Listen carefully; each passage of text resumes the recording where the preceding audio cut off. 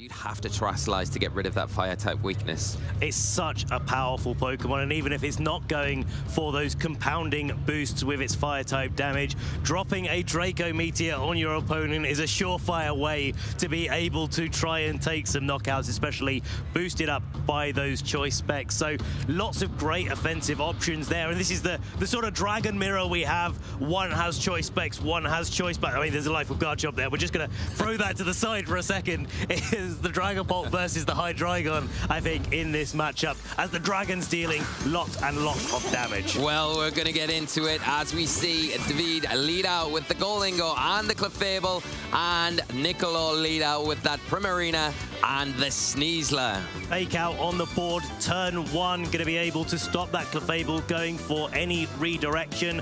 But the Primarina and the Sneasler aren't able to do too much damage to this Goldingo on Davide's side of the field. He's going to be able to maybe try to set up his own nasty plot and be able to get himself boosted up and ready to pick up some key KOs. Most notably on that Primarina, we saw it, Niccolo use it to such great effect in his top 8 set, but it's got to get boosted up with its Throat Spray before it's going to do any major damage. Oh, we see a Protect starting out from the Clefable here, wanting to avoid any damage. Super effective damage from that Dire Claw that's coming out from the Sneasler. On Niccolo's side of the field, Nasty Plot is what we're going to see from the Goldingo, boosting that special attack by 2 stages, making it a very threatening target next turn.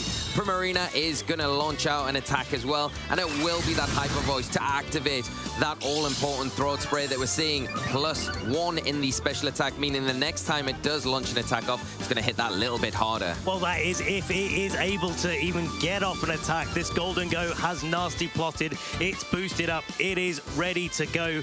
Powered up by the Metal Coat item that it's carrying, it's probably going to be able to pick up a one-hit knockout, take the Sneasler down to the Focus Sash. And just looking at Niccolo's options here, only really the Electabuzz and the King Gambit would really be okay switching into this particular attack.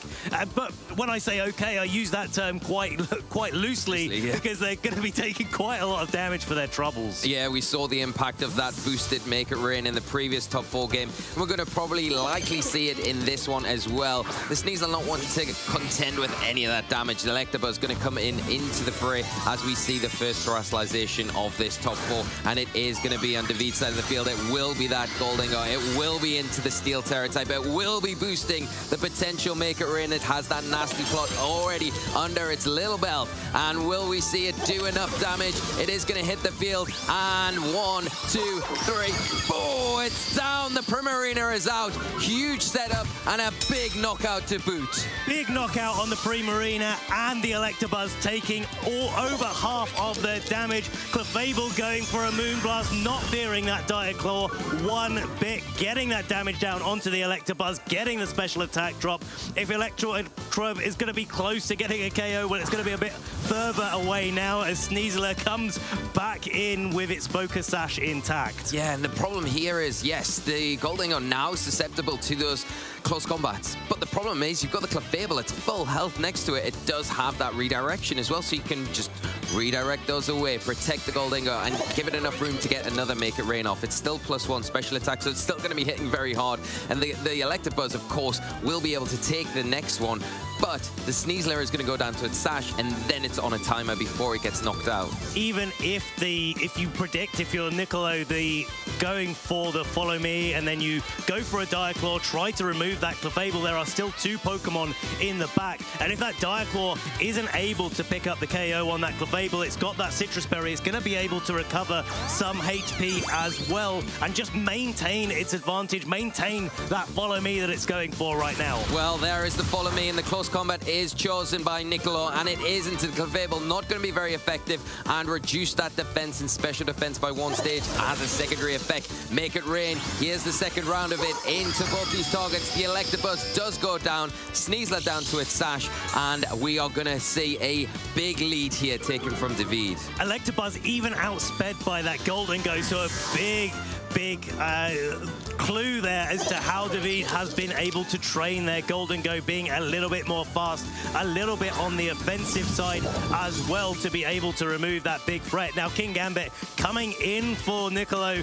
Well, it's only carrying the dark type moves of Kowtow, Cleave, and Sucker Punch, so that Clefable, it's going to need to go down to a Dire Claw this turn if Nicolo wants to carve their way back into this match. Yeah, there's a lot to do for Nicolo here, but one of the Pokemon that has a decent opportunity here is that King Gambit. We are going to see the Sneasler just go for a Protect, doesn't want to take any unnecessary damage this turn, and see what Davide decides to do. Another Follow Me coming out from the Clefable to redirect those attacks as the Make It Rain for the 3rd time in a row is coming out. Not boosted this time, but still powerful, powered up by the Terrestrialization, and the Metal Sword item still doing some significant damage, even though it is resisted by this King Gambit. King Gambit, though, deciding, you boosted, it's my turn. Swords Dance. Boosting that attack by 2 stages, becoming a lot more threatening going into the next turn. But the big problem here is that Clefable still sitting or active on the field. I think if you were ever going to try to get that King Gambit to be winning in the end game, you do need those Swords Dance boosts. Clefable taking away that Sucker Punch. Nicolo trying to find an opportunity to attack into that Golden Go with the King Gambit, but Davide just not having any of it whatsoever. Following away that Sucker Punch, following away that Dire Claw. The Dire Claw does get the KO onto the Clefable, but for his troubles, Nicolo has to lose the Sneasler, the one Pokemon that's really going to, well, as well as the King Gambit, going to be able to knock out that Golden Go. Yeah, and Davide just really controlled this game from start to finish. It's been a real issue for Nicolo to deal with this lead of Golden Go and the Clefable, just not able to function at all. And the one Pokemon that you can bring in to kind of help support your Golden Go is going to be that Annihilate. It is going to take neutral damage from the Sucker Punch because of its Ghost and its fighting typing, but it does have access to fighting type attacks that can come out into that Bishop. Bishop again? King Gambit, I should say, and take it down.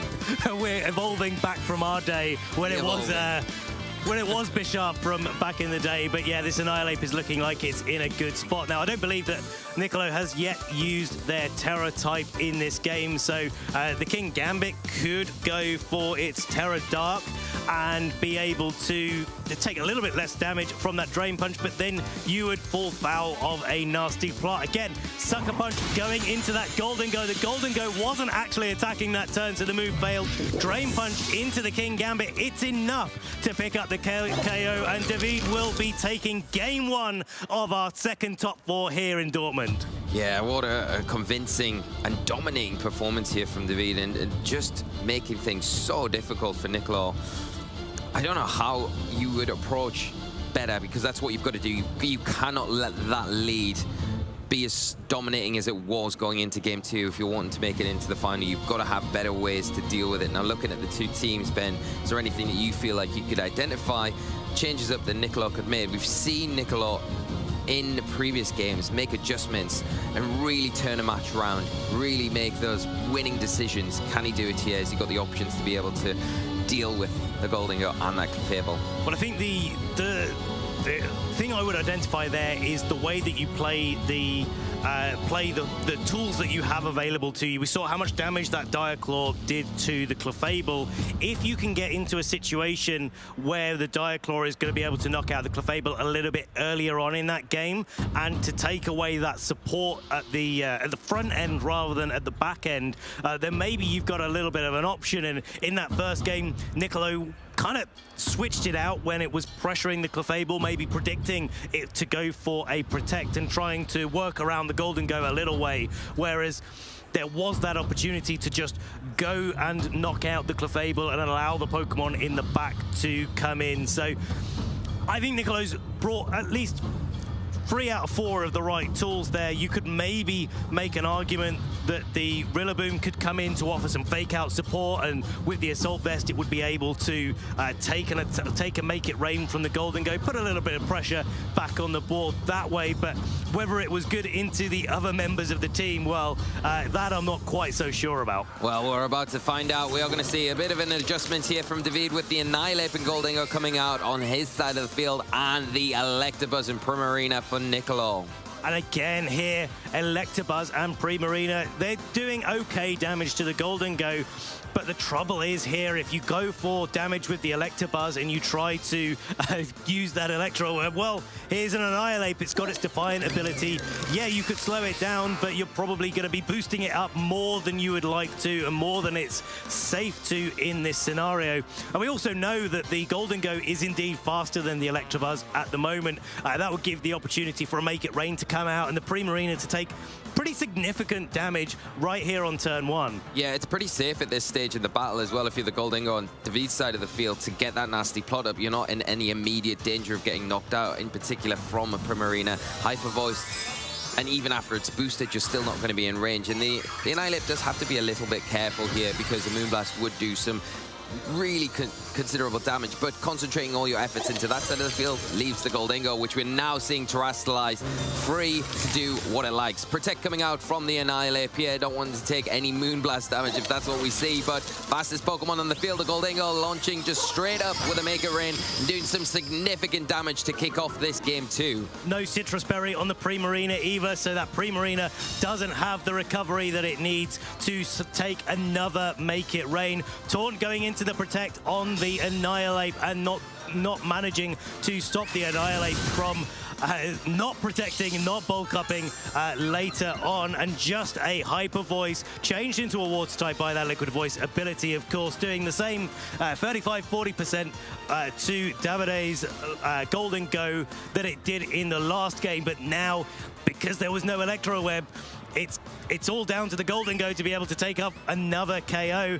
And if that Sneasel is in the back, well, if it switches in here, it's going to take a Make It Rain. It's probably going to go down to its Focus Sash still. Yeah, I think it's a risky thing, but obviously Nicolo has a game plan here, locking in with two options and maybe one that is a little bit risky. We'll see how it plays out. If that Annihilate stays on the field, we know an Electro Web is coming out from Nicolo's side, but the Annihilate switches out here on Davide's side, and the Clefable going to come in. That's line of support for the Goldingo now back on the field. Protect coming out from the Goldingo, so going to avoid any of that Electro Web damage this turn to slow it down. We are seeing a Protect on the Primarina as well. Smart play, actually going for that Protect, avoiding the Make It Rain damage, using the Electro Web to slow the Goldingo down. Risky because the Annihilate was out and you'd activate the Define ability, but thankfully for Nicolo, it's just the Clefable instead. But that Goldingo still in the driving seat. It is pressuring with that Make It Rain this next turn, and because of the initial damage that the Primarina has taken, it is going to be in knockout range. Yeah, so you definitely got to preserve your Primarina if you're Nicolo in this situation. Davide really did well to protect the Goldingo on that turn. On the turn, the Primarina was protected. Sometimes, even if you're on the front foot, you do need to protect yourself and just make sure you stay on the front foot in this game. And that's why the King Gambit has been pressured in by that Goldingo. Yeah, the King Gambit coming onto the field to take this attack a little bit better as another Make It Rain drops onto Nicolo's side of the field. Electabuzz takes that very well, and the King Gambit very comfortable in this situation here. Another special attack drop as we do see a Taunt come out from the Electabuzz, but maybe suspecting that the Clefable is going to launch up a Moonblast, and it is into the King Gambit, freshly onto the field. No special attack drop though, and a little bit of a get out of jail card for Davide there, because if we saw the Defiant activate there, things would look a very different game going into this next turn. Now this King Gambit could start going for a Sword Stance, but because that Clefable is unaware, those Sword Stance boosts are not going to get past that Clefable. Electabuzz, of course, can only attack with an Electro Web, and I'd really like to see from Davide if he was able to get that Annihilate onto the board, follow me away any attacks from the King Gambit, and then get that set up and get going. Nicolo's got to find a way to, again, same as game one, got to find a way to remove that Clefable from play with Davide, just protecting it and switching it out himself. Yeah, well, expecting maybe the Annihilate to come in to catch another Electro Web to get a Defiant boost. We're not seeing that. Just a follow me from the Electabuzz as the Garchomp now comes onto the field, and a nasty plot to undo those special attack drops, putting it back to a neutral special attack stat as we see the Sword Stance coming out from the King Gambit. The one thing that you would say is a bit of a detriment for the Clefable going off the field is now that Sucker Punch is enabled. You don't have the redirection, you don't have a way to mitigate it, so the Garchomp and that Goldingo are both going to be threatened by this going into the next turn. +2 boosted as well. It's going to be very strong. But now Davide is going to have his choice of what Pokemon he really wants to favor in this scenario. Again, we're not putting any pressure. Nicolo needs to find a way to put pressure onto that Clefable, because either the Golden Go or the Garchomp could protect themselves. The Clefable can come in, again, protected by that Unaware, and it really does make life difficult for Nicolo. We're going to see a protect on the Garchomp this turn as it follows suit the Kingambit, protecting as well to avoid any damage. Make It Rain coming out from the Goldingo, of course, it is going to drop onto just the Electabuzz. It is going to just take resisted damage, so not doing too much here, but still doing a respectable amount as that is getting chipped down. The big important thing here is that the Electabuzz is allowed to fire off another attack, and it is going to be that Electro Web, and this time into the Goldingo, and now it will, all importantly, drop that speed stat, so it will be a slightly bit slower going into this next turn, but the big immediate threat is that Garchomp here. Will it be able to take a Sucker Punch? I would imagine +2 Sucker Punch, but the thing is, you can Terrastallize. Would it be able to take a Dark Terra boosted +2 Sucker Punch? You know what? I don't think the Garchomp would be able to. That's one of the real benefits of using a boosting item on your Kingambit. You really do lean into the damage that it can do. But of course, by using Make It Rain over and over again, you're making your Golden Go a little bit less of a threat. So maybe the Kingambit isn't targeting into that. You can get your Clefable in on the Garchomp slot. That's exactly what happened. The Sucker Punch fails into that slot. Oh, it's a Shadow Ball coming out. It's a -1. It's going to be not enough quite to pick up the KO, but it's a big amount of damage. Puts it squarely in Make It Rain range. That is a brilliant, brilliant play there, because you could go for the Make It Rain. You know, probably would do good damage into that Electabuzz and a little bit into the Kingambit, but at the same time, is it going to switch out? Catching the switch is so valuable, and you've done some really detrimental damage to that Dragapult. It's not going to be as threatening as it was before. Of course, it can still throw out the big damage onto the field, but you do have that Clefable now on the fray. It is able to use that Follow Me, redirect any of those Dragon-type attacks, and just preserve things on Davide's side a little bit further. Well, it's just going to be a protect this turn. Coming out from the Clefable on Davide's side, Phantom Force, the move of choice for the Dragapult coming in here, and a nasty plot coming out. This is the opportunity that Nicolo has been looking for to try to knock out that Goldingo, and he gets it! That's a huge knockout. The Kowtow Cleave into the Goldingo, taking that Terrastalized Pokemon down, clawing this match back from Nicolo. And the Clefable here is going to be sitting protected at the moment. But if I could hazard a guess, a Choice Band Dragapult would be one of those ways that you could really target down into the Clefable. The Annihilate coming onto the board, but there is something else that these trainers have to worry about. Davide needs to worry about where that Phantom Force was targeted. Do I need to Follow Me or do I not? If the Clefable doesn't go for a Follow Me and the Dragapult is actually targeted into the Annihilate slot, it could be going down this turn. It can't Terra away from its Ghost typing.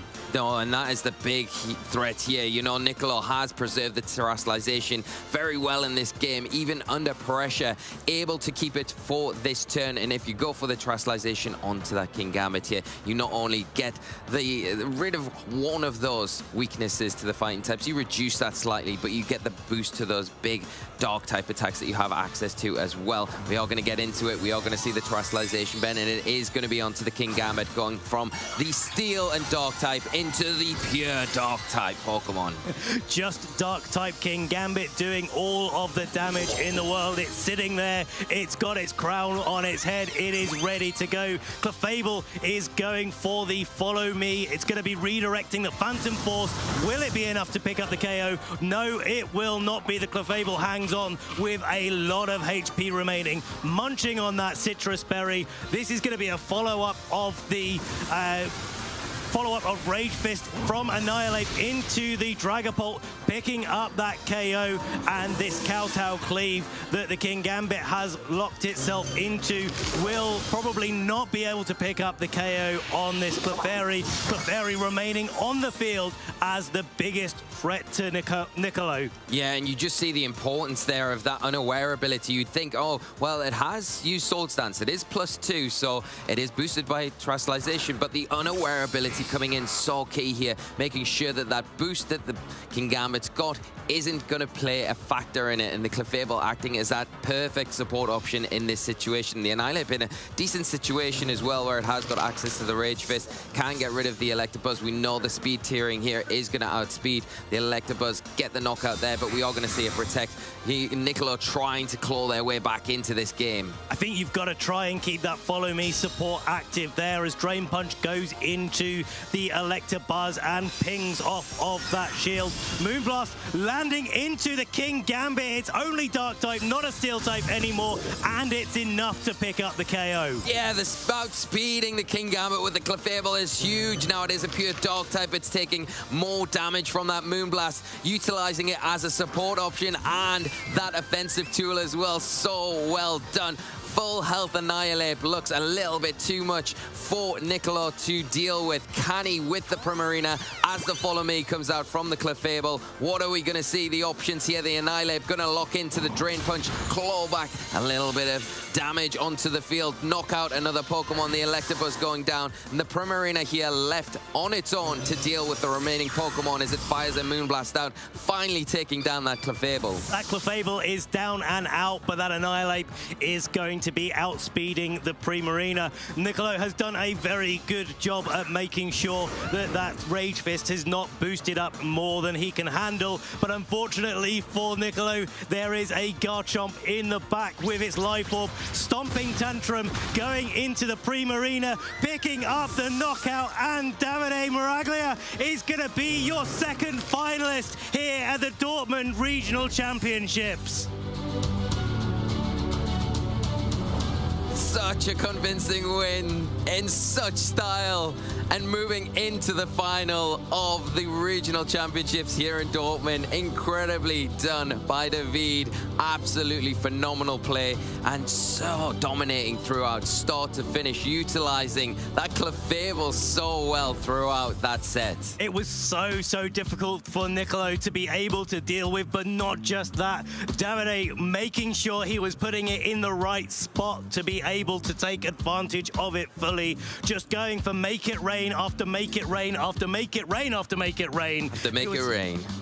Sorry, I missed one. I missed one there. Going for all of those, just spreading the damage on the board, putting the Primarina under pressure, putting the Dragapult under pressure with the Shadow Ball prediction in Game 2, just trying to knock out the Electabuzz, and hey, if I get the Dragapult, perfect.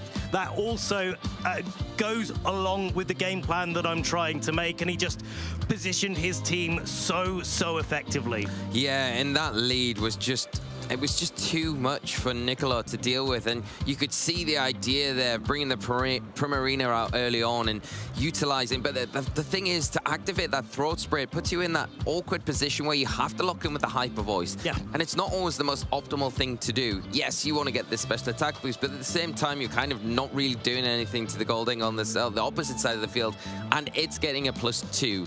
And then it's going to really threaten a knockout on you, and you still need to deal with the Clefable that's sitting next to it. You can see the Make It Rain here coming out, just wiping that Primarina from the field. And the Electabuzz just hasn't got the offensive presence to really support you in that situation. A very passive lead here from Niccolo, especially when you can't get maybe any returns. And then obviously this is game 1 where the Sneasler came, and it was impactful in places, but it just didn't carry the game like you would normally hope it would. It was eventually able to get that Diaclor off, but by that stage, how Davide had played the game, it didn't really matter, because the Clefable had done what it needed to do and supported the Golding into bringing out the best potential in it to take down the really big threats, allowing the Annihilate in the end here to just end things.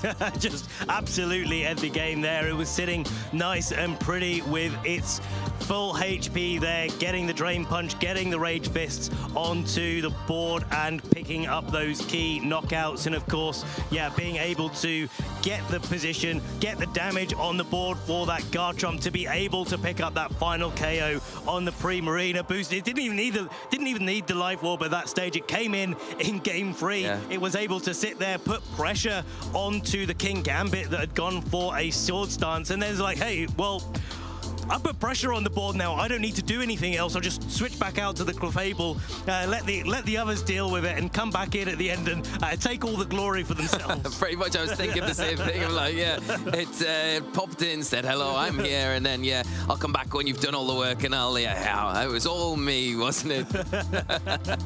It was, but it, you know, it's that key. If Garchomp wasn't there to take the knockout, Annihilate probably would have done. Oh yeah, so, yeah. I think at that stage, the Primarina was just had too much to do, and you kind of would be hoping at that stage of the game, if you were relying on just the Primarina, for it to be in a lot more healthy position. But you know, having maybe 25% of its health left, it just had too much to do against the threats that were in front of it, and you didn't have a route then to support through any speed control or anything like that, so there was no real hope of kind of positioning it in a place where you were able to overwhelm the threats on Davide's side of the field. I think you needed to utilize the Dragapult, but that was dealt with quite effectively from that Annihilate, unfortunately. When you've got a Fairy-type Follow Me user, yeah, it's really hard to be able to utilize Dragapult properly, because its mainstay on the field tends to be going for a Dragon Dart, on it pinch, going for an Outrage as well. But in that situation, well, Phantom Force would have been the only move that would have done significant damage to the Clefable. And we did see one go off onto it. It didn't do too much damage. It certainly doesn't put it in range of many other things. You know, looking back at the King Gambit that had got its Swords Dance boost, you can see how effective that Unaware was on the Clefable. You called it out earlier, Lee. And not just that, but I think Clefable is really taking advantage of the lack of Fairy-type threats that we have in the format. Yeah. People don't have as many options to deal with that type of Pokemon. And I think that's why Davide's identified that and has been able to execute his plan so well. Yeah, it's perfect, really. When you think about it, the Clefable will be threatened quite heavily from the Sneasler, very popular Pokemon, as we've seen over this weekend. But a really good Pokemon to position next to it is a Goldingo that can just go for those nasty plots. When there's room to do it, you become so threatening, and then you do put yourself in an odd position where when you do Terastallize, you become subjected to the close combat, but you've got the redirection.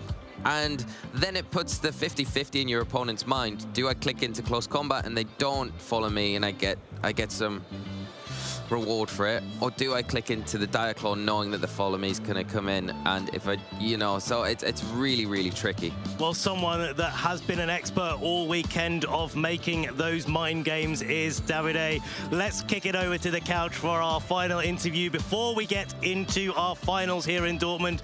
Guys, take it away. Thank you so much, Lee and Ben. I am, of course, joined with our second finalist here in the Pokemon Dortmund Regional Championship. Davide, congratulations. How are you feeling about making the final? It feels great, really great. I feel really great.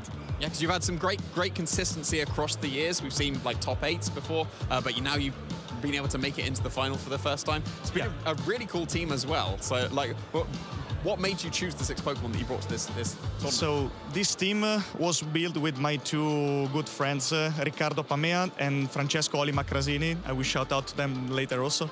And we were trying the beat-up stuff that was we thought was really good.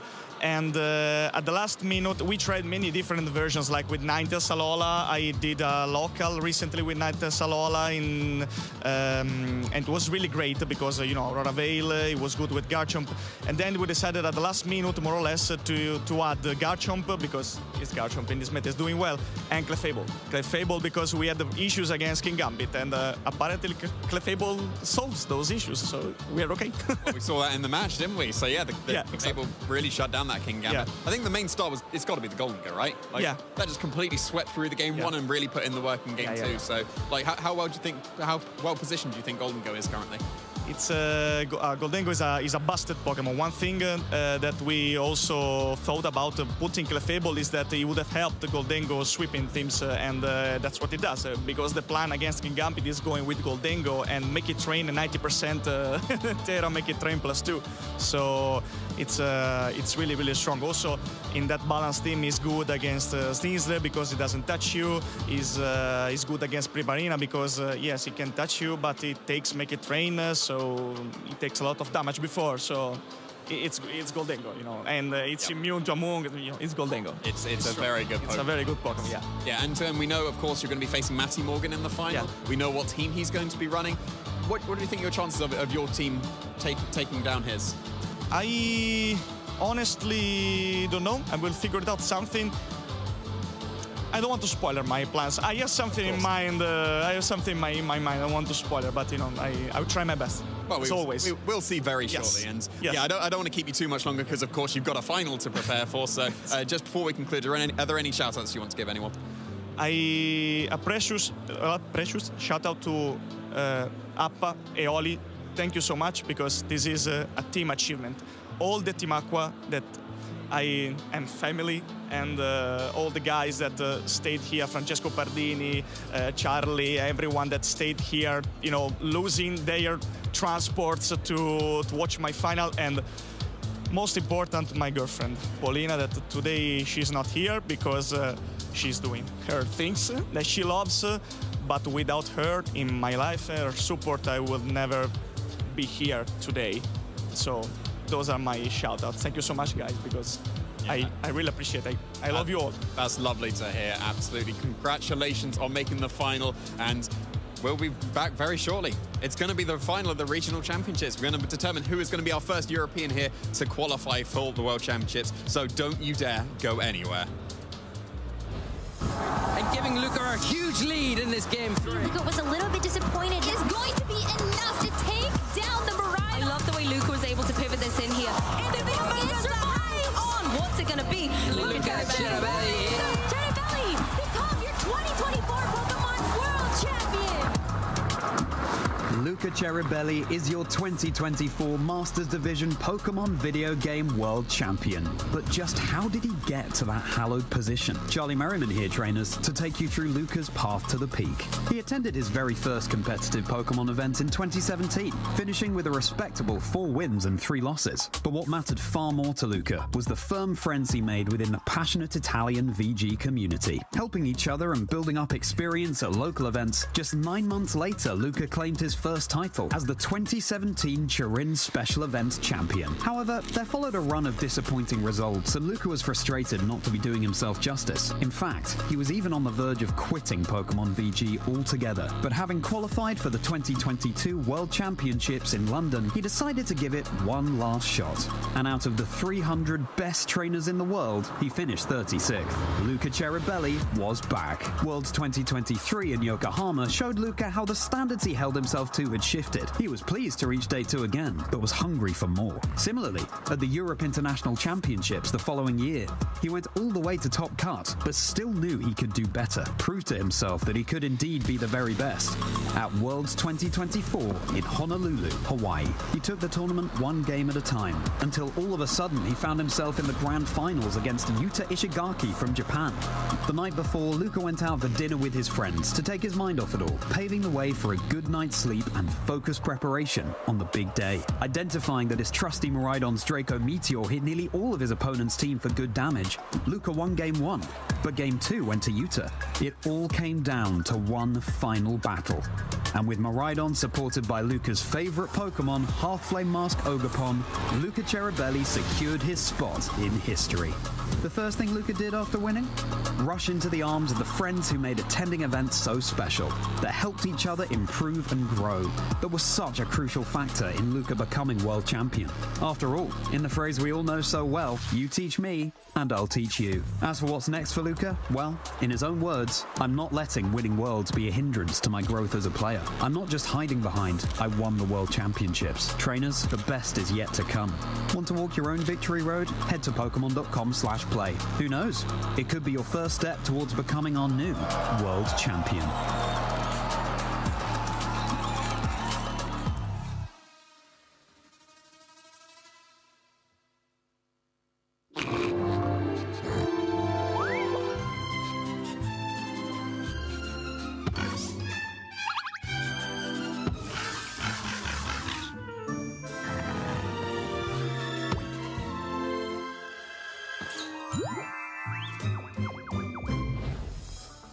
We've soared through the skies on our Dragapult. We've landed squarely in the face of all the coins that Golden Go has been dishing out. We've ridden on the back of our Ursalunas. We have climbed to the top of Mount Coronet in our Sneasler parcels on the back from Legends Arceus. And we have landed right now at the Grand Finals for the Dortmund Regional Championships. We're starting our 2025 Play Pokemon season strong, and indeed the regulation set H rule set. Who's going to be joining Nicholas Morales as a winner of a regional championship in our 2025 season? I am Charlie Merriman, and I couldn't be merrier. In fact, I have the utter delight of being joined by Boyd. Jamie, how you doing? That was a good effort.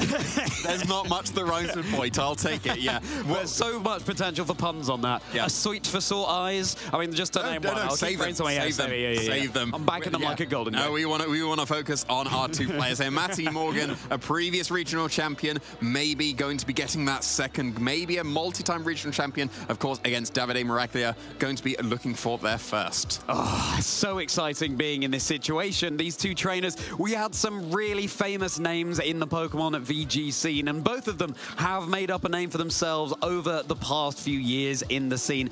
And of course, here they are meeting in the finals. This would certainly be quite the accomplishment to add.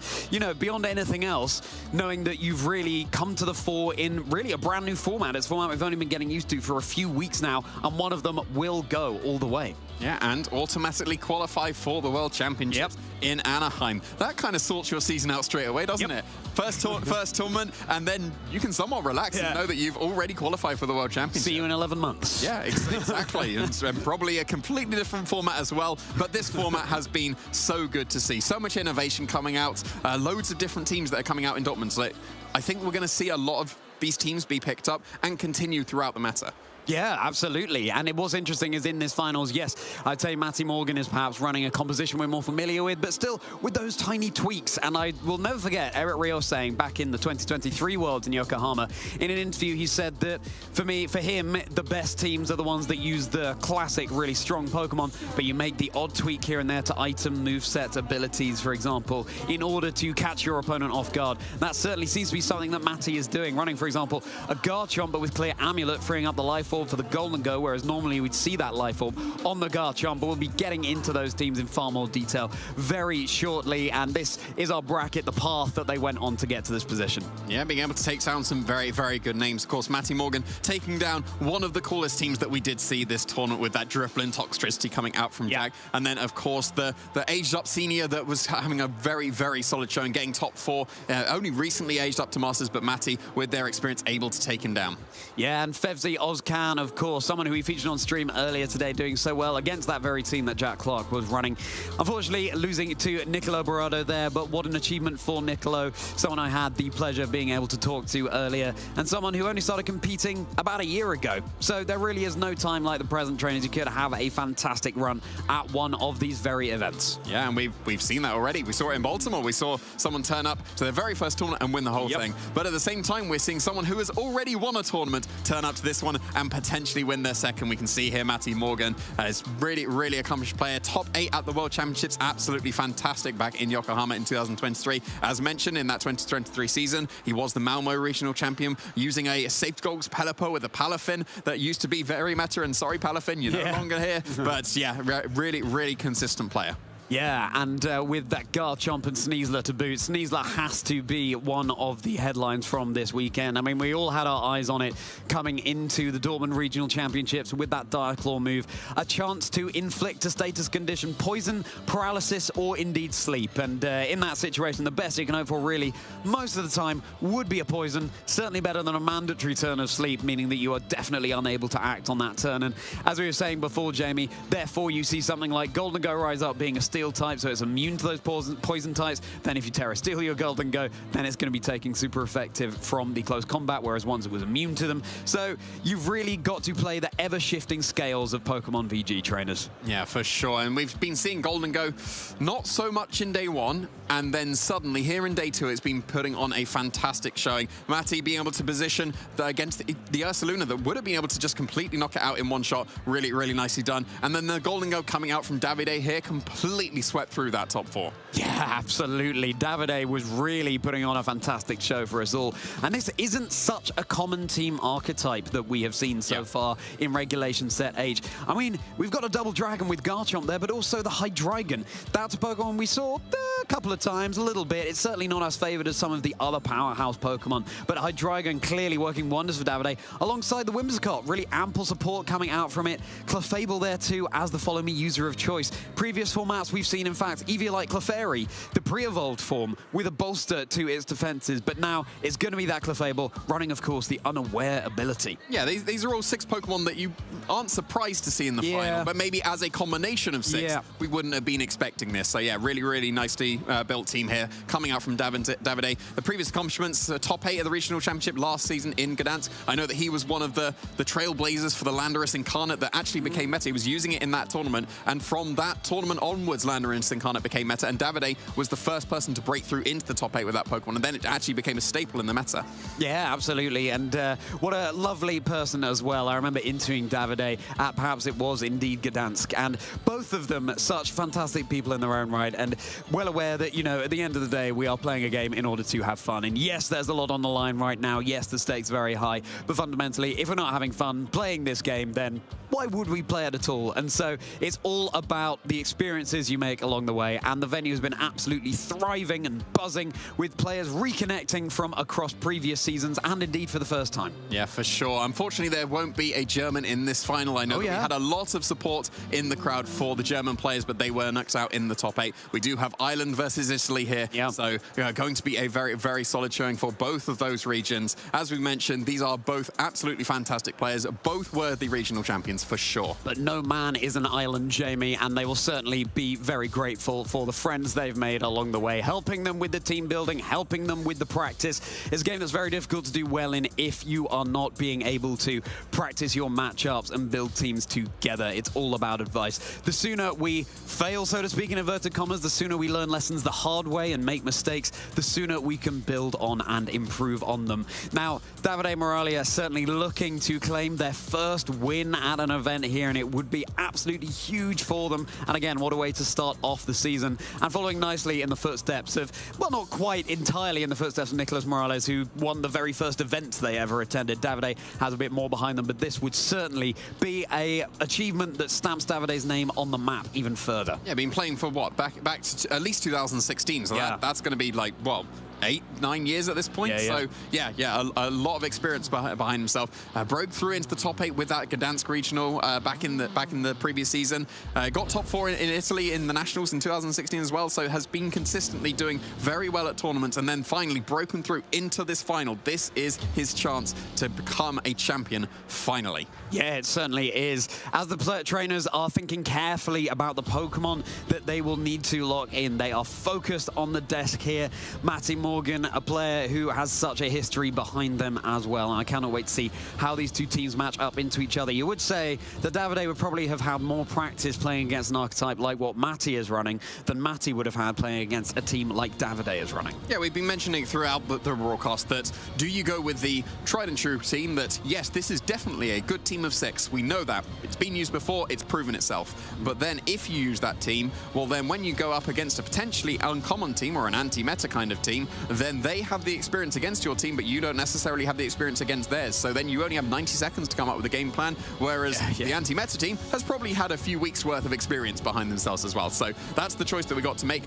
Mattie going with what would be considered a pretty standard team, but we got the somewhat anti-meta team coming out from Davide, and it's been very successful so far. Can it just take down that one more standard team to be able to cement itself as a champion team? Yeah, and even though it's open team list and you can see everything that your opponent has up their sleeve apart from the training on the Pokemon, some situations you're thinking, great, well, what do I do with that? How do I approach this matchup in the first place? Well, let's take a look at Mattie's team to see the tools he'll be using. Amoonguss, Incineroar, Sneasler, Golden Go, Porygon 2, and Garchomp. Yeah, very, very common 6 there to see. And yeah, Sneasler, I think, has been one of the stars of this tournament for sure. It's not carrying Fake Out. Fake Out has been incredibly common on Caesar, but instead going to be carrying that coaching. With the Terra Flying, you have the option of going for Terra Flying and then just coaching your Garchomp, and here's massive Earthquakes coming out. You can coaching your own Porygon too, and it's such a bulky Pokemon, you won't be able to break it with when you get the coaching boost. And it can also turn the Terra Blast into a physical move if you do go for that Terastallization into the ground type. So yeah,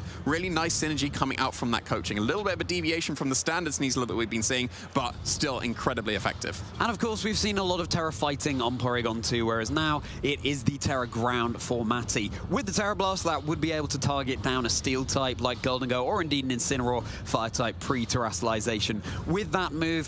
So very nice tech to see there. And of course, called out earlier, the Life Orb on the Golden Go and Clear Amulet on the Garchomp. And that means that the Garchomp will be immune to any Intimidates or other attack drops that could be targeted into it from Incineroar or the like. Yeah, it's going to be the most common item that we saw previously coming back into the fray. It was basically all Life Orb up until now. Basically, all Life Orbs now proven by Davide, because he is running the Life Orb Garchomp that we have been seeing. But yeah, a little bit of a deviation with some of the sets on his Pokemon. We've got the Choice Specs Hydreigon for absolutely massive damage. The Clefable, we saw it pop up right at the beginning of the regulation because it's unaware, very good into potentially Dondozo teams, but also into, as we saw in the previous match, King Gambit. Usually, you would think a Steel type would beat Clefable, but most common set on King Gambit is just Mono Dark attacks. So the fact that you can ignore the Swords Dances and just be able to redirect and keep something like the Golden Go safe, which we saw in the top 4. Clefable, Golden Go, follow me, make it rain, and that's swept through the game.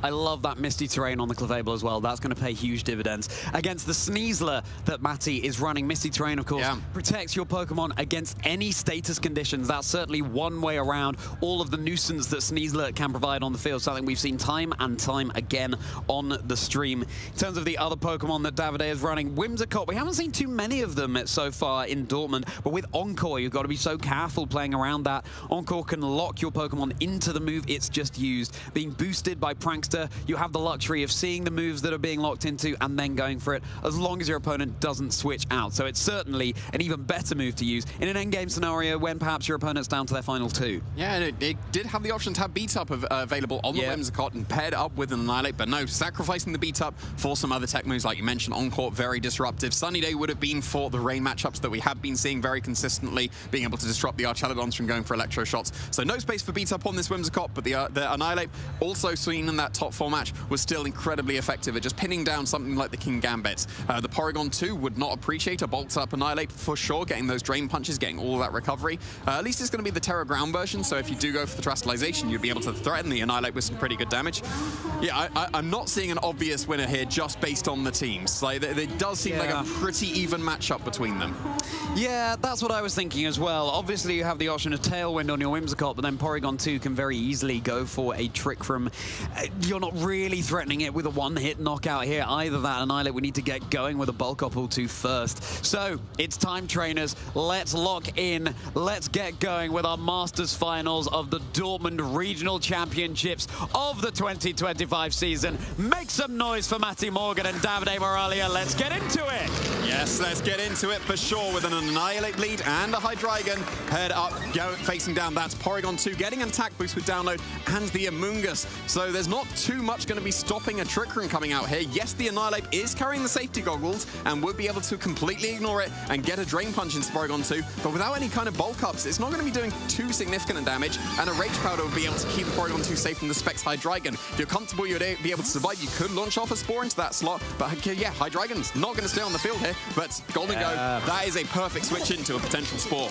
And with the Annihilate holding the safety goggles, nothing will be going to sleep if that is indeed what Mattie locked into. But it's already time for our first Terastallization, trainers. It's going to be the Porygon 2 for Mattie going for the Terra Ground. It's wearing its Seismic Layers cap and ready to deal out some super effective Terra Blast damage into potentially the Just Wished and Golden Go. Would be a bold call given that it was once the Hydreigon with a Levitate. Annihilate bolstering its attack and defense with that Bulk bulk up. It was indeed the Spore trying to connect with the recently switched in Golden Go.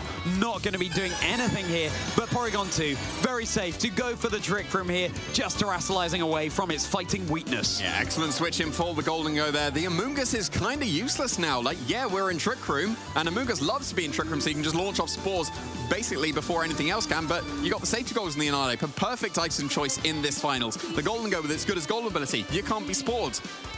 Like, Sludge Bomb would do not much damage at all to Annihilate. You don't really want to go for a Sludge Bomb because that would start to build up the Rage Fist damage. Yeah. Like, you've gone for your Terra Ground on the Porygon, so it's not going to be weak to the fighting type attacks anymore. You kind of want to ignore the Annihilate, because if you start getting those Rage Fist boosts stacked with a +1 or maybe even a +2, because the Annihilate is kind of free to go for another bulk up if it does want, then it could become very dangerous. That's exactly the problem with leaving it alone. Exactly, Jamie. And there's the ground type Terra Blast into Davide's Golden Go here. How much damage will it do? It's super effective. That is a huge amount of damage. Golden Go brought down to about 1/5 of its HP. Meek Rain boosted by the Metal Coat, which boosts the power of steel type moves. And of course, Golden Go with slightly less change to spare now, getting that recall to its special attack. A little bit of recovery could have happened on the Annihilate, but already at full HP, and the Porygon 2 whittled down just a little bit. Yeah, it's below half already, so really, really good damage coming out from Davide. Even in the Trick Room, the Golden Go and Annihilate already putting in work. Golden Go able to survive the Terra Ground Terra Blast. That was thanks to the attack boost being the download instead of the special attack. That would have been special attack. That's a KO Golden Go. So very nicely trained on Davide's side of the field to allow an attack boost instead of special attack boost. But the Porygon's still in a pretty reasonable position. You've got a KO into the Golden Go if you want, but then you've also got that Hydreigon that you know is available in the back. That could switch in and completely absorb a Terra Blast because it is a ground type. Yep. If you Ice Beam a Hydreigon switching in, that would be very, very good damage. But Ice Beaming a Golden Go would be pretty brave. But no, it's not Hydreigon. It's just the Clefable switching in instead. The reveal of the 4th Pokemon, and let's certainly hope that Davide can write their own fable right now here in Dortmund. Annihilate going for its Terra. It's all of a sudden become a water type, not the fire type that we commonly see. This Annihilate enjoys a little bit of a dip in the pool. It's time to lock into our turn as the ground type Terra Blast will be connecting down into the recently switched in Clefable. Got a nice amount of damage on the Clefable. It's not too much there, but every little bit of chip can help. Shadow Ball, in fact, coming out from the Golden Go, connecting into the Annihilate. Is there going to be a special defense drop? Oh my goodness. And you've just given a free Defiant boost to Davide's Annihilate there. That now the Annihilate is at +3 of its attack, I believe, after the bulk up on the prior turn. Big Rage Fist now connecting into Mattie's Golden Go easily enough to secure the knockout. Yeah, that's not good for Mattie. That is a KO Golden Go. That would have been definitely a KO on the Annihilate. If it didn't go for that terrestrialization, we saw it did half damage. So if it would have been super effective, that would have been the KO. But yeah, the special defense drop.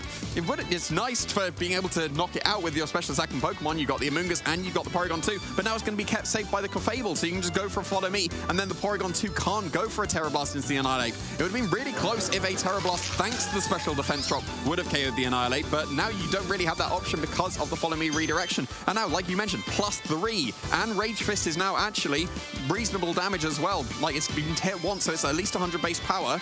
So the Annihilate is in just a fantastic position because it's being protected by the Clefable as well. Yeah, goodness gracious me. The Annihilate could very quickly run away with this game, as we've seen in previous sets, not only in Regulation Set H, but all the way back in the heady days of Regulation Set A when Annihilate was first introduced to the scene. Clefable wants to be the star of the show right now, waggling its finger. It is the center of attention. Sludge Bomb will be nice, super effective damage. That's a huge amount of damage. You don't see that amount of damage every day. It is a critical hit from the Amoonguss into Davide's own Clefable. Now the special defense really drop. Turned, and the special defense recover coming out from Porygon 2. Okay, so healing a little bit of HP here. That's going to be nice and, well, a little bit more secure. Yeah, the Drain Punch actually not doing too much damage there, which is really a relief for Mattie to see. Yeah, if that would have been a Terra Blast, thanks to that special defense drop, that would have been really close if that was enough to KO the Annihilate. But no, it's just a recover instead. And now that Drain Punch recovery as well, that's definitely put the Annihilate outside of range of a Terra Blast. We still should have one more turn of Trick Room here, so if you switch in the Golden Go, you're threatened by the Terra Blast. If you switch in the Hydreigon, you're threatened by the Spore.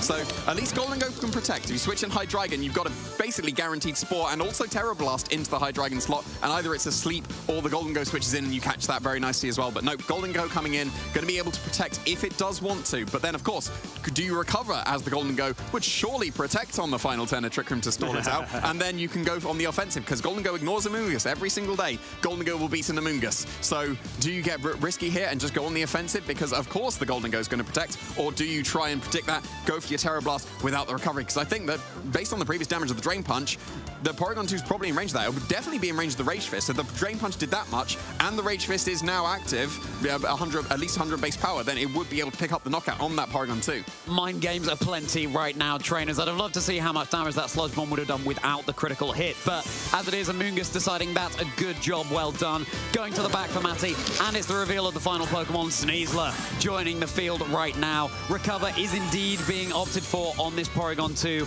All eyes on the Annihilate. How is it going to respond on the field after the Golden Go's big Make It Rain here? Sneasler takes it decently well, actually not brought down to its Focus Sash, but Rage Fist connecting down. This Sneasler switching into a very unwelcome welcome, already down on the field. Mattie down to just the Porygon 2 and the Amoonguss. Not the most offensive lead, I would say. Yeah, Davide being able to stall out Trick Room, very, very effective there. Made the correct call. If there would have been a Protect from the Golden Go, then suddenly this Porygon 2 is incredibly healthy and probably can get up another Trick Room if it needed to. But now we're in a situation where Trick Room is over. You can incredibly safely just go for a Make It Rain and also a Rage Fist into Porygon 2, and there's the safety goggles on the Annihilate, so there is nothing that this Amoonguss can do about it. The Porygon 2 will absolutely be in range of a Make It Rain, even a -1, and also a +3 Rage Fist that has been at least hit once. So yeah, very, very nicely done from Davide to stall out this Trick Room, and I think just the safety goggles choice as an item on Annihilate, it allowed it to ignore this Amoonguss. The Golden Go's are obviously able to ignore Amoonguss, but yeah, here, there's no point in going for a Rage Powder. There's the safety goggles, there's a massive Rage Fist, and there's a KO Porygon 2. Porygon 2 is down, leaving just a little mushroom that could, or could it? I mean, it's got the Sludge Bomb. It cannot deal any damage at all into the Golden Go unless you're going for the Pollen Puff, which, of course, would not be doing very much damage at all. It's a Make It Rain coming out. It's just slowly whittling away, so it looks very much like it's going to be Davide Miraglia taking this game. That Sludge Bomb is really decent damage. I hope that Amoonguss is still feeling very proud of itself, because certainly one of the most offensive Amoongusses I've seen. Annihilate, yes, it's got that poison now, but with the Hydreigon lurking in the back as well, it's time for Mattie to consider the game plan for Game 2. Yeah, Annihilate was very, very solid in this game. Amoonguss, it's great at trying to enable Trick Room, but if you're facing down a Golden Go and if you're facing down an Annihilate, then just Amoonguss isn't doing anything, and it's kind of just a wasted slot on the field. It's not even got access to Pollen Puff, so you can't use it as a recovery bot to try and recover all the HP on your other Pokemon. So yeah, Amoonguss, I'm not seeing it in this matchup because of that amazing item choice, especially for this finals, of the safety goggles on that Annihilate.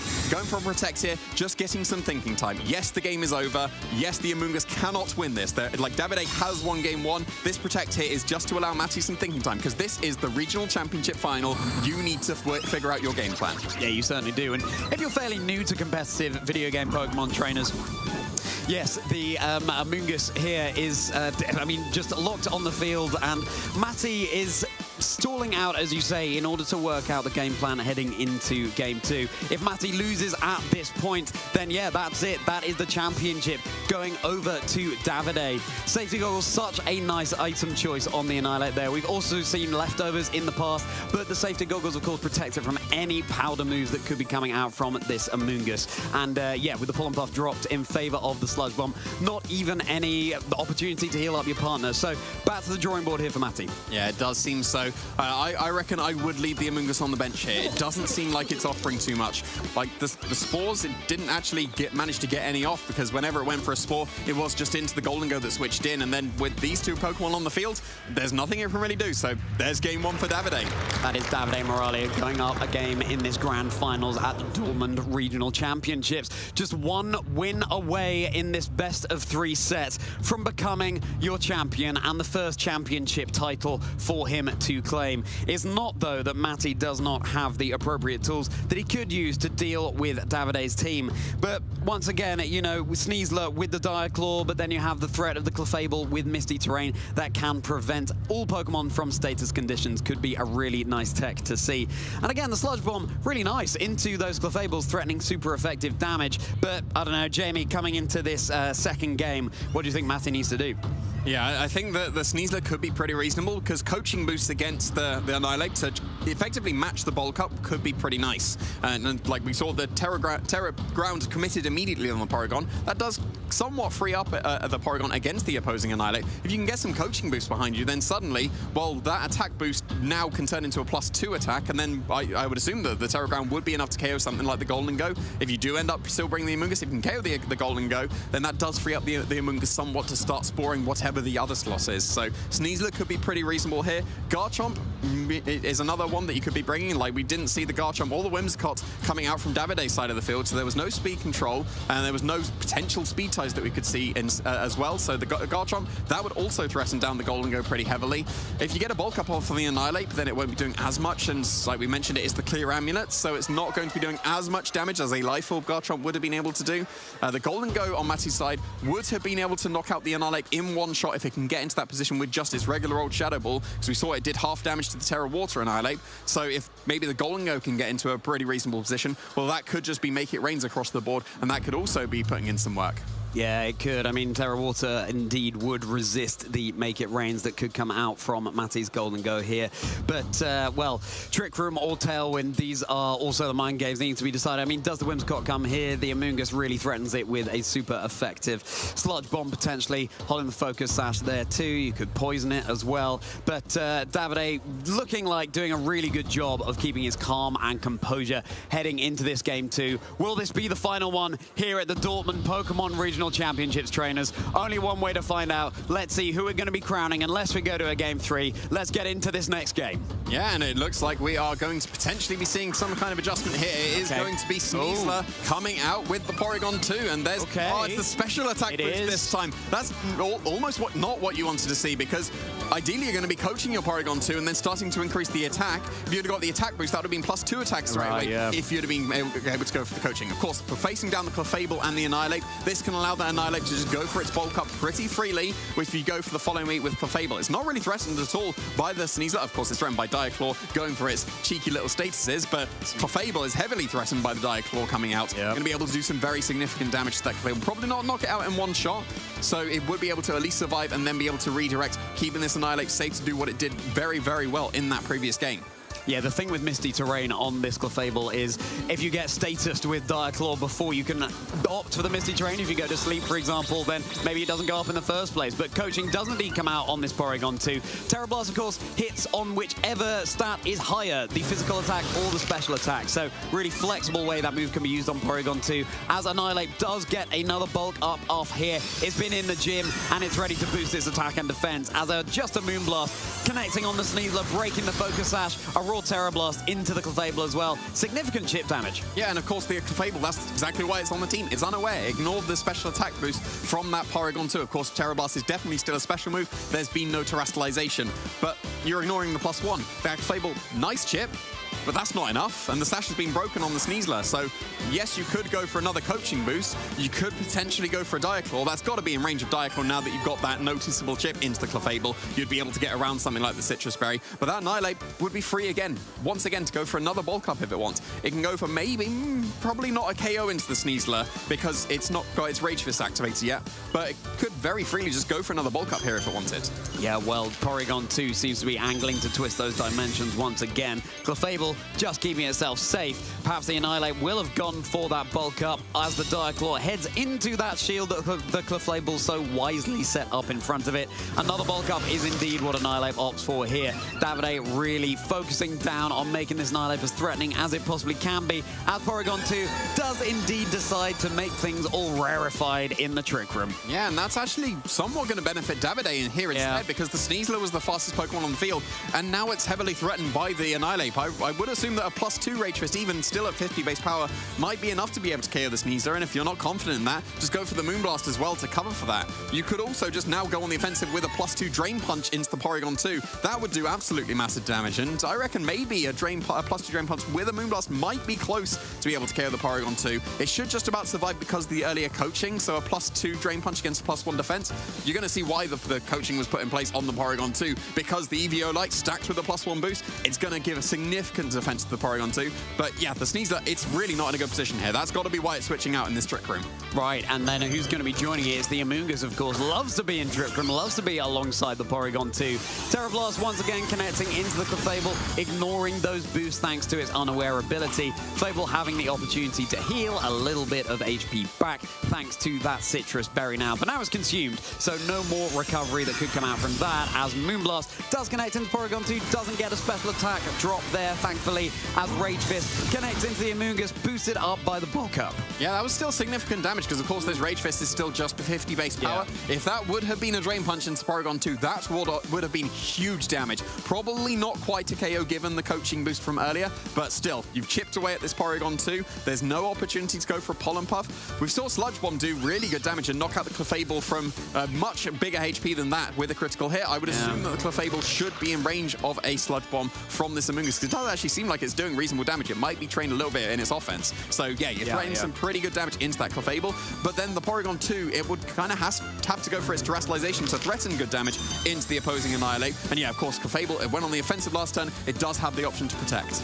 It certainly does, and that's what it does. Sludge Bomb is not going to be doing anything to the Clefable here, leaving the Porygon 2 and Annihilate to fend for themselves. Porygon 2 fending for itself so much that it's actually going to be recovering a good chunk of HP. It's coming back up to full health now. But Drain Punch, super effective. How much they're going to do? About half HP. So just goes to show, even with +2 to the attack stat, how bulky Porygon 2 can be. Yeah, for sure. But this Annihilate, the safety goal was coming into play here again, because usually you wouldn't want to protect something like your Clefable, because otherwise the Spore could be going into the Annihilate slot. But no, safety goals means Protect is entirely safe on Clefable. This Annihilate does not care about the Amoonguss in the slightest. If it goes for a Sludge Bomb, well, thank you very much. Now you've activated my Rage Fist a little bit more. So yeah, this Annihilate is still in an absolutely fantastic position, because 2 turns of Trick Room has already been stalled out, and there's still just no offensive pressure available to just do damage into this Annihilate. It's been free to just bulk up twice. It could even bulk up a 3rd time if it actually really wants to here, because it's still not threatened at all. Yeah, it's an interesting decision from Mattie to set up this Trick Room, given that really, I mean, well, you potentially have that Golden Go in the back that is relatively good speed tier in the Trick Room, but the Annihilate is certainly benefiting far more from this here, as Davide's own Golden Go decides to switch in, and it's time for a Game 2 Terrestrialization Trainers. So this Porygon 2, once more becoming a ground type, is not going to mind those Drain Punches quite as much that were coming out from the Annihilate here, keeping things nice and earthed. That Sludge Bomb that was going into the Clefable, but of course Golden Go being a Steel type, it just shrugs that off, as Porygon 2 able to recover all of that Drain Punch damage back, and now Drain Punch will be doing much less, thanks to it no longer being super effective into a ground type. It was still pretty reasonable damage though, it was. And it does add up for sure. This last turn in the Trick Room, very easy to just protect with your Golden Go. Like, you've got a special attack boost on the Porygon 2, and then the previous game it had just an attack boost, was a neutral special attack, and then it wasn't able to pick up the knockout on the Golden Go. But with the special attack boost, I would assume that it is now going to be strong enough to KO the Golden Go. So I wouldn't be surprised to see a Protect here, but then we're in the same mind game as we were in the game 1 on the final Trick Room. This is such an obvious Protect from the Golden Go. And in the previous game 1, he just went for it on the offense, went for the Make It Rain, and that was game ending immediately. So do you expect the Protect once again here? Because if you do Protect and stall out this last turn in the Trick Room, what's going to stop just to Make It Rain and a Rage Fist potentially just KOing this Porygon 2? Well, what's going to be coming in from the back, it's going to be Sneasler once again. The former Alpha, it has had its Focus Sash broken, as Golden Go does indeed go for that Protect, keeping its money nice and shiny as Terra Blast tries to connect down into this Golden Go. Mattie trying to find all the outs they possibly can, leaving this Annihilate to go for yet another Drain Punch. Of course, any turn that you attack, you are not recovering with that Porygon 2, so looking a bit worse for wear than the previous turn. Yeah, this is looking like a absolutely fantastic position for Davide here, because the Sneasler, it's been putting in so much work across the entire tournament, and it cannot touch the Golden Go in the slightest. Both the Close Combat and the Diaclaw does absolutely nothing to Golden Go. There will be nothing here stopping just to make it rain and also a Drain Punch into this Porygon 2. I say nothing. Diaclaw has been putting in some work. A Diaclaw into the Annihilate might be what you need at this point, because otherwise, there's like the Make It Rain and the Drain Punch will just straight up KO this Porygon 2. That stops the Trick Room. That means the Amoonguss is going to be kind of useless. And then the Sneasler, well, it's also not going to be able to do anything. You don't want to Diaclaw Annihilate, but you kind of have to here. And no, there was no status. That's going to be a KO Porygon 2 to this Drain Punch. And then the Golden Go can follow up with just to Make It Rain. Yeah, absolutely. The Annihilate is able to see it through without any status to worry about as Make It Rain. Oh my goodness, and then it just picks up the knockout onto the Sneasler as well. Where there's a Diaclaw, there could be a way, but for Mattie, it just did not transpire. But you gotta hope that the luck balances out. I'm sure he's had plenty of matchups previously where the Diaclaw did get that status condition. Davide is inching ever closer to becoming our Dortmund regional champion. This is just an absolutely fantastic position for Davide here. The Amoonguss is just, again, kind of useless. What does it do against a Golden Go and a Safety Goals Annihilate? This is the saving grace. Here is the Golden Go. This is the only way back into the game for Mattie now. It has to be Golden Go, or Davide will be winning this regional championship. But the issue is that the Safety Goggles is there. The Annihilate, it could just go for its Terastallization and then definitely survive the Make It Rain or the Shadow Ball and ignore the Amoonguss and just go for a Rage Fist. It's now 150 base power. It's been hit twice because you had to Diaclaw into it. So, yeah, there's just going to be no way to KO this Annihilate. We've already seen Shadow Ball did half damage to the Terra Water. So if it goes for this Terastallization, there is no way for this Golden Go to be able to KO it, even with a critical hit. So this Annihilate will ignore this Amoonguss. It will go for a Rage Fist, and it will win Davide the regional championship. Time for Annihilate's hairdo to get even more wild with that Terra Water crown pouring out over its head. Rage Fist. It was faster anyway. Coming in, it's faster, and it's into the Golden Go. It's super effective. It's a clean one-hit knockout. That is Golden Go down and out.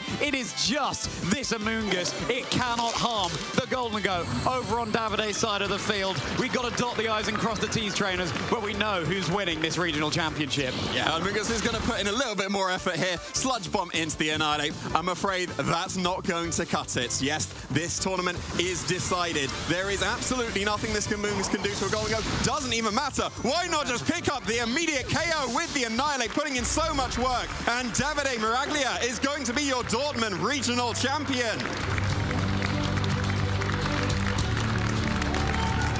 Davide Miraglia is on the map, Pokemon trainers. The first major level win that Davide has been able to achieve, and against a trainer with such standing behind them as well in Mattie Morgan. So many fantastic finishes and previous regional wins. Could not be more thrilled for Davide here. Just goes to show there is a first time for everyone to claim that victory, and with a team that we haven't really seen as much of an archetype so far this weekend. So Davide, you said it before, Jamie, influencing the metagame with that Landorus Incarnate all the way back in Gdansk, and now potentially doing so again with this Whimsicott Hydreigon, really unique build. Yeah, with an archetype that we did not expect here. Yeah. And we've been having this debate across the entire tournament. We've been seeing loads of archetypes pick up. Like, Mattie was using a team that was not unexpected. This is a team of 6 Pokemon that absolutely works. And then here's Davide's team that no one would have expected this combination of 6 Pokemon. I don't think I've ever seen that combination of 6 Pokemon hit together before, but absolutely perfect choice here. I think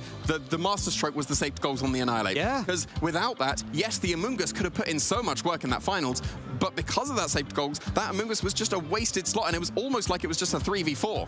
Yeah, it's true. I mean, the Amoonguss, as we were saying, cannot touch that Golden Go. It only has a Poison-type move. And, I mean, interesting decision for Mattie to bring the Amoonguss in the first place, but also interesting to be setting up that Trick Room. I suppose that, you know, in Mattie's arsenal, there are... Well, you've also got that Garchomp there. You can go for that faster damage, but how to deal with the Annihilate is a question that's plagued philosophers for a very long time, trainers, and it's one that everyone is still searching for an answer to. As we take a look at what went down in our grand finals here in Dortmund, just this Annihilate being able to run rampant. Yeah, and normally we see it paired up with Beat Up. We saw that in the top 8 with the Mouse Hold that would classically beat up the Annihilate. We've seen that the Whimsicott is available on Davide's side of the field, but it didn't even need Beat Up. This Annihilate was just putting in so much work itself. As soon as it gets hit once, then suddenly the Rage Fists are doing so much damage. You were seeing it just cleanly knock out so many Pokemon because it was just allowed the opportunity to bulk up once, bulk up twice even, and then just be able to KO everything. Once, twice, 3 times and annihilate, and that's all it needed to secure this game for Davide. And with this Make It Rain coming out from Golden Goat as well, so well played, Davide. It just goes to show, it's sometimes, I think, when you're a trainer who has really fantastic top 4 finishes, top cup finishes, day 2 finishes, how you break through that psychological barrier and go ahead and say, no, I can be a winner, I can go all the way. And that is something Davide has just done. And the future is Davide's. We'll have to see just how many more victories Davide Miraglia can rack up. Yeah, that was a fantastic showing. So much consistency across so many years has finally culminated in that championship for Davide. I could not